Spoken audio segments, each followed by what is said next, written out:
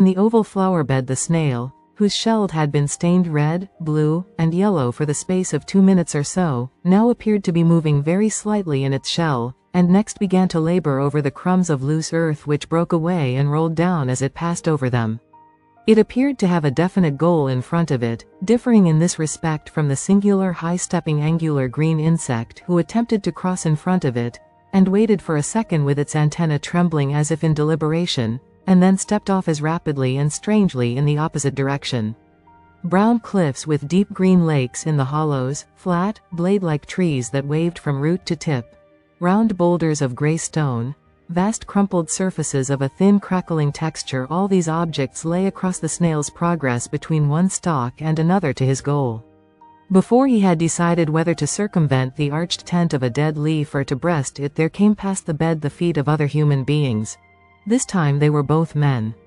The younger of the two wore an expression of perhaps unnatural calm. He raised his eyes and fixed them very steadily in front of him while his companion spoke, and directly his companion had done speaking he looked on the ground again and sometimes opened his lips only after a long pause and sometimes did not open them at all. The elder man had a curiously uneven and shaky method of walking, jerking his hand forward and throwing up his head abruptly, rather in the manner of an impatient carriage horse tired of waiting outside a house. But in the man these gestures were irresolute and pointless. He talked almost incessantly, he smiled to himself and again began to talk, as if the smile had been an answer.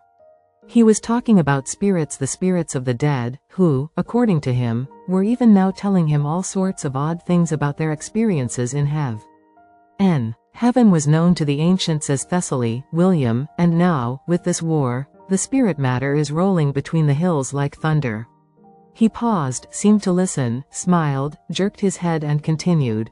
You have a small electric battery and a piece of rubber to insulate the wire isolate?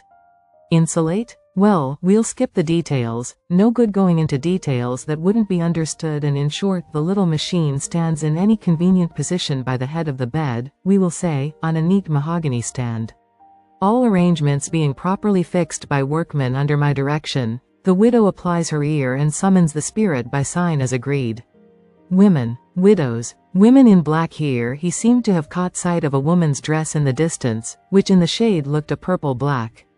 He took off his hat, placed his hand upon his heart, and hurried towards her muttering and gesticulating feverishly. But William caught him by the sleeve and touched a flower with the tip of his walking stick in order to divert the old man's attention. After looking at it for a moment in some confusion, the old man bent his ear to it and seemed to answer a voice speaking from it, for he began talking about the forests of Uruguay which he had visited hundreds of years ago in company with the most beautiful young woman in Europe. He could be heard murmuring about forests of Uruguay blanketed with the wax petals of tropical roses, nightingales, sea beaches, mermaids, and women drowned at sea, as he suffered himself to be moved on by William, upon whose face the look of stoical patience grew slowly deeper and deeper. Following his steps so closely as to be slightly puzzled by his gestures came two elderly women of the lower middle class, one stout and ponderous, the other rosy-cheeked and nimble. Like most people of their station, they were frankly fascinated by any signs of eccentricity betokening a disordered brain, especially in the well-to-do, but they were too far off to be certain whether the gestures were merely eccentric or genuinely mad. After they had scrutinized the old man's back in silence for a moment and given each other a queer, sly look, they went on energetically piecing together their very complicated dialogue. Nell, Bert, Lot, Cess, Phil, Pa, he says, I says, she says, I says, I says, I says my Bert, Sis, Bill, Granddad, the old man, sugar, sugar, flour, kippers, greens, sugar, sugar, sugar. The ponderous woman looked through the pattern of falling words at the flowers standing cool, firm, and upright in the earth, with a curious expression. She saw them as a sleeper waking from a heavy sleep sees a brass candlestick reflecting the light in an unfamiliar way, and closes his eyes and opens them, and seeing the brass candlestick again, finally starts broad awake and stares at the candlestick with all his powers. So the heavy woman came to a standstill opposite the oval-shaped flower bed, and ceased even to pretend to listen to what the other woman was saying. She stood there letting the words fall over her, swaying the top part of her body slowly backwards and forwards, looking at the flowers.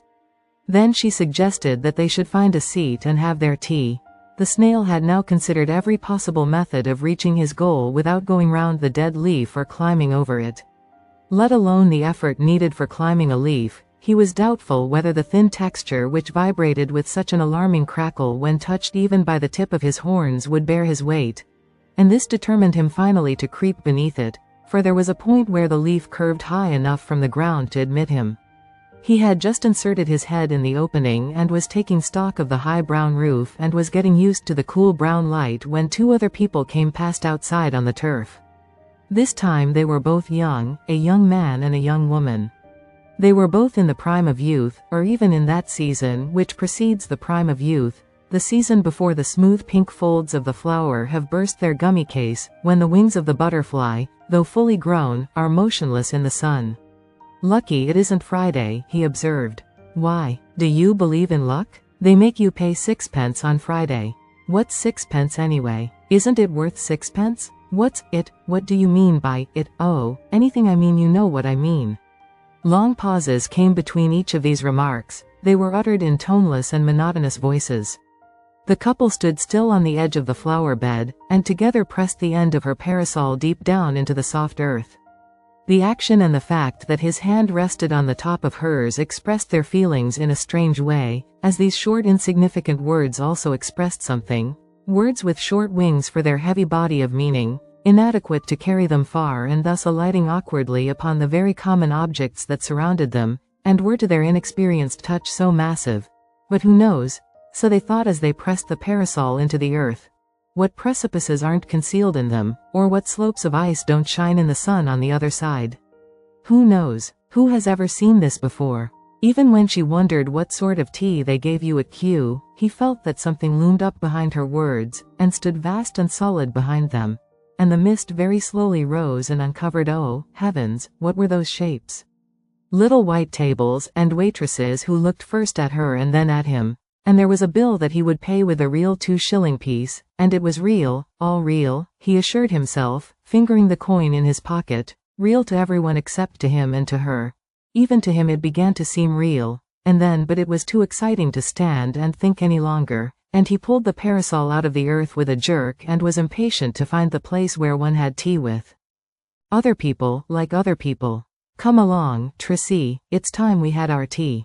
"Wherever does one have one's tea?" she asked with the oddest thrill of excitement in her voice, looking vaguely round and letting herself be drawn on down the grass path, trailing her parasol, turning her head this way and that way, forgetting her tea, wishing to go down there and then down there, remembering orchids and cranes among wild flowers, a Chinese pagoda and a crimson-crested bird.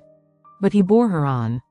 Thus one couple after another with much the same irregular and aimless movement passed the flower bed and were enveloped in layer after layer of green-blue vapor, in which at first their bodies had substance and a dash of color, but later both substance and color dissolved in the green-blue atmosphere. How hot it was, so hot that even the thrush chose to hop, like a mechanical bird, in the shadow of the flowers, with long pauses between one movement and the next. Instead of rambling vaguely, the white butterflies danced one above another, making with their white shifting flakes the outline of a shattered marble column above the tallest flowers. The glass roofs of the palmhouse shone as if a whole market full of shiny green umbrellas had opened in the sun, and in the drone of the aeroplane the voice of the summer sky murmured its fierce soul.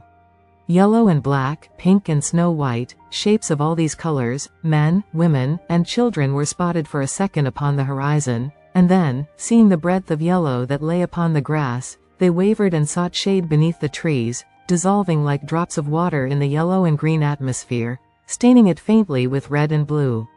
It seemed as if all gross and heavy bodies had sunk down in the heat motionless and lay huddled upon the ground, but their voices went wavering from them as if they were flames lolling from the thick waxen bodies of candles. Voices. Yes, voices. Wordless voices, breaking the silence suddenly with such depth of contentment, such passion of desire, or, in the voices of children, such freshness of surprise, breaking the silence? But there was no silence. All the time the motor omnibuses were turning their wheels and changing their gear, like a vast nest of Chinese boxes all of wrought steel turning ceaselessly one within another. The city murmured, on the top of which the voices cried aloud and the petals of myriads of flowers flashed their colors into the air. The mark on the wall, perhaps it was the middle of January.